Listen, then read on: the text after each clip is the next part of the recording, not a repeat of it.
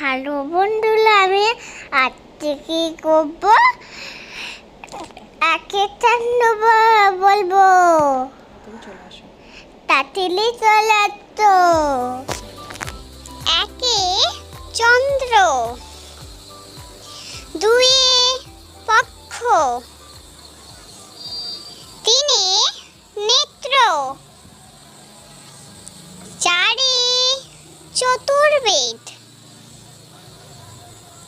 পাঁচে পঞ্চবান, ছয়ে ঋতু,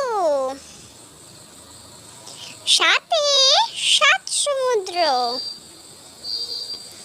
আটে অষ্টবসু, নয়ে নবগ্রহ,